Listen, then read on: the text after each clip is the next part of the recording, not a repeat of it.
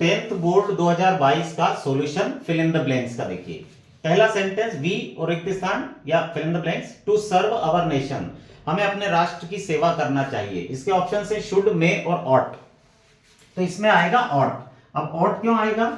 Ought इसलिए आएगा क्योंकि जब कभी नैतिक कर्तव्यों की बात होती है, यानी मॉरल ड्यूटीज की बात होती है, तो हमेशा ऑट का प्रयोग किया जाता है। अब नैतिक कर्तव्य कौन से होते हैं, कैसे पहचानेंगे?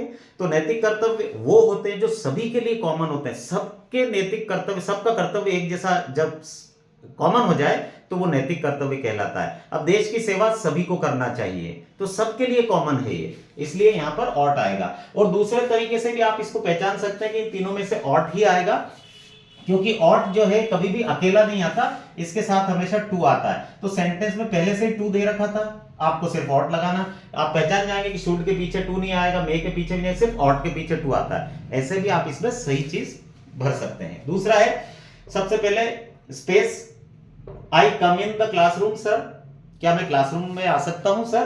अब इसके ऑप्शंस कैन, मे और नीड, तो इसमें मे आएगा, क्योंकि आप सब जानते हैं मे का प्रयोग आप करते आ रहे हैं, मे का यूज आप करते आते हैं। मे से हमेशा परमिशन लेना या देने का काम किया जाता है, ठीक है? परमिशन लेना या देना, यानी अनुमति लेना या देना। तो इससे आप पूछ रहे हैं क्या मैं क्लासरूम में आ सकता हूं, मुझे क्लासरूम में आने की अनुमति है, परमिशन है? तो सामने वाला बोलेगा हाँ या नहीं, जो भी है, ठीक है। अगला है, दे और रिक्त स्थान, फुटबॉल इन द इवनिंग, वे शाम को फुटबॉल खेलते हैं। ऑप्शंस प्लेज, प्ले और प्लेइंग, तीनों में से कुछ भी आ सकता है। तो इसमें प्लेइंग तो नहीं आएगा, क्योंकि ये कंटिन्यूअस टेंस में आईएनजी वाला फॉर्म आता है वर्ब का, ठीक है। अब ये आईएनजी वाला टेंस नहीं है, क्यों?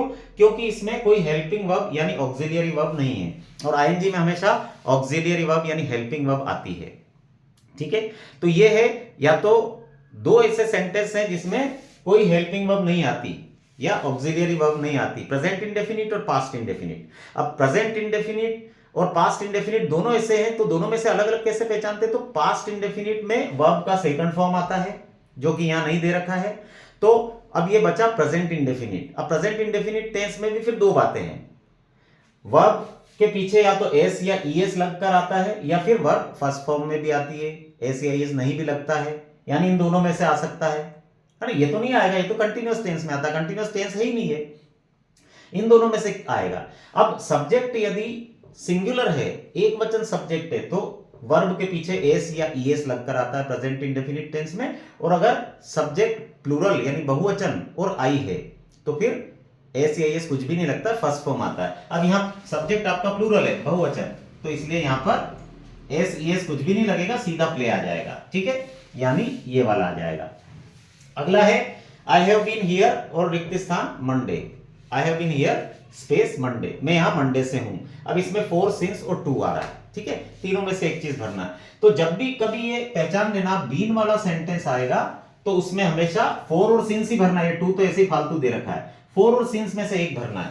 अब इसमें आएगा सिंस, तो अब इसमें सिंस क्यों आएगा? क्योंकि कुछ समय ऐसा होता है जिसके साथ सिंस आता है, और कुछ समय ऐसा होता है जिसके साथ फोर आता है। अब कौन सा समय सिंस का, कौन सा समय फोर का होता है, तो इसके लिए आप सिंस और फोर वाला वीडियो देखिएगा, उसमें व्यवस्थित मैंने नियम समझा रखा है। यहां सिर्फ मैं सॉल्यूशन दे रहा हूं, यहां जैसे हम ऑट समझाया, ये दोनों नहीं समझाया, क्योंकि यहां पर सिर्फ सॉल्यूशन वाली जो चीज आ रही है, ऑप्शन सही है, वही मैं समझा रहा हूं। बाकी आपको ये सारी चीजें समझना है तो आप मेरे अलग अलग वीडियोस देख लीजिएगा, सबके लिए मैंने अलग अलग वीडियोस बनाए हैं, उसमें आपको सब समझ में आ जाएंगे।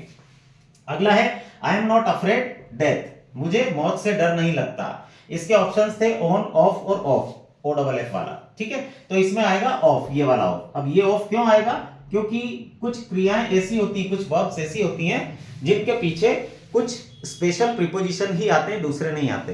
तो वो चार प्रकार की वर्ब्स है जो एग्जाम में पूछी जाती है। एक तो ये अफ्रेड है, ये मैंने यहां लिख दी है, अफ्रेड, उसके पीछे भी ऑफ आता है, फोन्ड इसके पीछे भी ऑफ आता है, हार्ड के पीछे भी ऑफ आता है, और डाई के पीछे भी यानी डाइड के पीछे भी ऑफ आता है। इन चारों के साथ हमेशा ऑफ भरा जाएगा, ठीक। अगला है लुक, रिक्त स्थान यानी स्पेस, यू लीप, कूदने से पहले देख लो, लीप यानी कूदना यानी चलना, ये समझ लो कि कदम बढ़ाने से पहले हमको देख लेना चाहिए, या कदम बढ़ाने के बाद देखना चाहिए गड्ढा वगैरह है कि नहीं है, तो कदम बढ़ाने के पहले देखना चाहिए। इसके ऑप्शन है बिफोर, आफ्टर और विथ। तो बिफोर मतलब पहले, आफ्टर मतलब बाद में, तो बिफोर आ जाएगा। कदम बढ़ाने से पहले देख लेना चाहिए कि कोई अड़चन तो नहीं है, तो ये बिफोर आएगा। लुक बिफोर यू लीव, कूदने से ये पहले या चलने से पहले देख लो।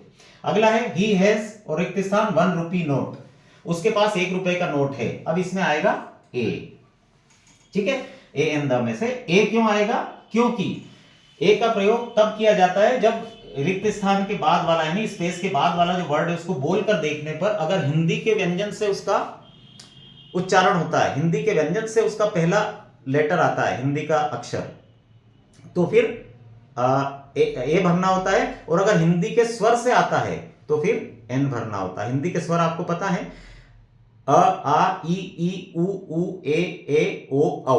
अगर इनमें से पहला अक्षर निकलता है तो फिर एन भरना है, और इनमें से नहीं निकलता है तो ए भरना है। अब इसको रिक्त स्थान के बाद वाले इस वर्ड को बोल के देखेंगे तो इसको अपन क्या बोलेंगे, वन।